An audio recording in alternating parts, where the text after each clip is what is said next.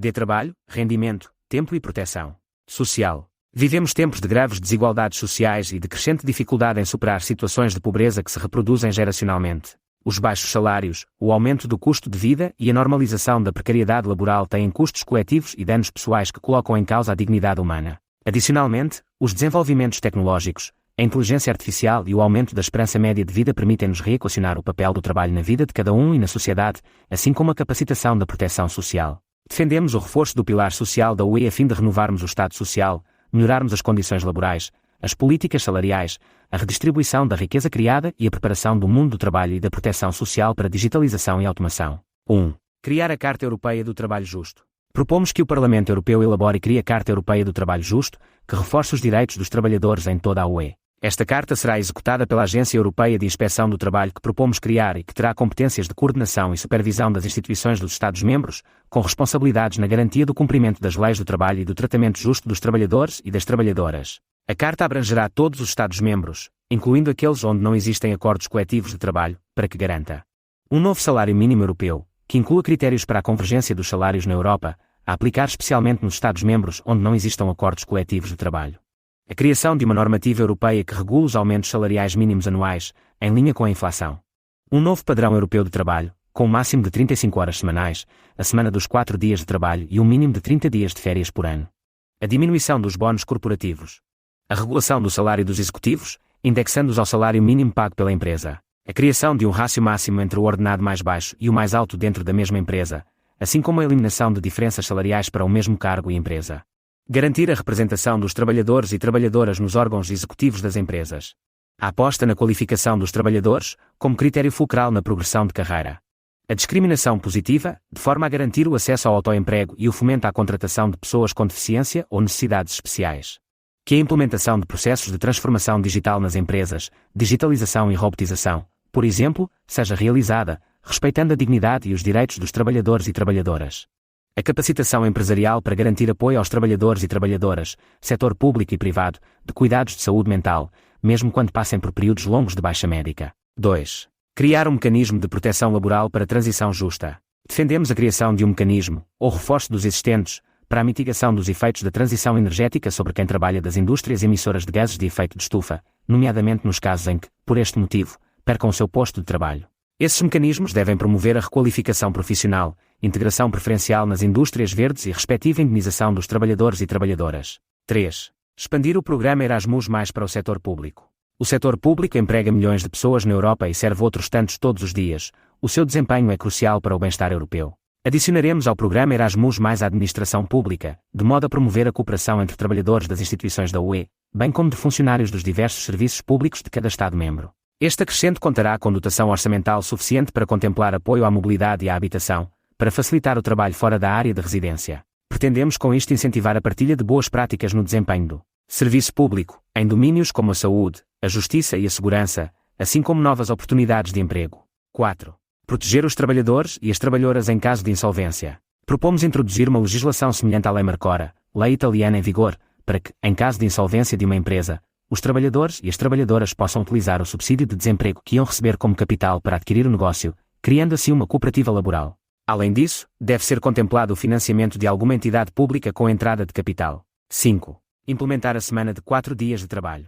O desenvolvimento de novas tecnologias computacionais no meio empresarial teve uma aceleração nos últimos anos e o surgimento da robotização e inteligência artificial põe em risco postos de trabalho. Propomos a criação de um projeto piloto de semana laboral de 4 dias que permite evitar o desemprego e que foca as empresas numa visão de tecnologia como uma ferramenta adicional e não como uma ferramenta de substituição. Este projeto piloto ocorreria simultaneamente em diversas empresas e instituições europeias e incluiria a sua monitorização e avaliação final permitindo, com uma amostragem mais alargada, uma avaliação mais completa dos resultados. As organizações elegíveis serão públicas e privadas e de diferentes competências funcionais, abarcando os vários setores produtivos. 6. Propor o Rendimento Básico Incondicional, RBI. Propomos o lançamento de um projeto piloto transnacional do Rendimento Básico Incondicional. O projeto piloto será financiado por um fundo de riqueza cidadã que será propriedade coletiva e pública europeia. A sua carteira incluirá ativos adquiridos pelos bancos centrais, uma percentagem de capital social obtido, entre outros, por ofertas públicas de venda, rendimentos de direitos de propriedade intelectual ou as receitas da taxa sobre a emissão de gases com efeito de estufa. Cada ano, o fundo distribuirá um dividendo universal de cidadania que financiará uma primeira fase de teste do RBI em diferentes territórios europeus. Ao projeto piloto poderão candidatar-se regiões da Europa, havendo lugar à cooperação para definição de protocolos entre as entidades regionais e a Comissão Europeia, entidade gestora do Fundo de Riqueza Cidadã. O RBI deve incluir pessoas beneficiárias de apoios sociais que se devem manter, pessoas com rendimentos exclusivos do trabalho por conta de outrem e trabalhadores e trabalhadoras independentes, bem como pessoas desempregadas ou reformadas, numa amostra representativa da sociedade. O projeto piloto deve ter ainda um quadro temporal superior a 2 anos e contemplar a sua monitorização e avaliação. Este é um passo que poderá proporcionar liberdade e maior igualdade, independentemente do seu nível de rendimentos. 7. Criar a Comissão Internacional de Trabalhadores e Trabalhadoras. Somos pela criação de uma Comissão Internacional de Trabalhadores, de modo a reforçar o poder de negociação laboral em todo o continente europeu. Se as corporações europeias operam à escala global, é também a essa escala que os trabalhadores e trabalhadoras se devem organizar. Atualmente, muitas corporações internacionais dependem de trabalho precário e põem em concorrência os trabalhadores de países diferentes para baixar os salários. Esta comissão servirá de sindicato de último recurso para os trabalhadores que atualmente não têm acesso a nenhum sindicato ou organização de trabalhadores. Mas, esta comissão apoiará a criação de novos sindicatos transnacionais e comissões de trabalhadores que possam desafiar as corporações que dependem do trabalho precário. 8. Propor o Fundo Acionista dos Trabalhadores e Trabalhadoras. Propomos um plano para que os trabalhadores e trabalhadoras possam participar na gestão das empresas que os empregam ou, caso não desejem ficar como acionistas, em que parte dos dividendos lhes seja obrigatoriamente distribuída. O nosso plano apoiará pequenas e médias empresas na criação de um fundo acionista dos trabalhadores e das trabalhadoras, que distribua uma percentagem anual das ações ou dividendos a quem trabalha, cabendo a cada pessoa escolher entre receber ações da empresa ou parte dos dividendos. Estes fundos não proporcionarão apenas mais recursos, os trabalhadores e as trabalhadoras passam a ser acionistas, tendo uma palavra a dizer sobre as decisões da companhia. Este será um passo importante para a democratização da economia europeia. 9. Cuidar dos cuidadores e cuidadoras informais. A proposta de resolução do Parlamento Europeu 2021-2253, INI, refere que 80% dos cuidados de longa duração na Europa são prestados por cuidadores informais. A prestação de cuidados não remunerados representa 9% do PIB mundial e entre 40 a 50 milhões de pessoas na União Europeia prestam cuidados informais numa base regular.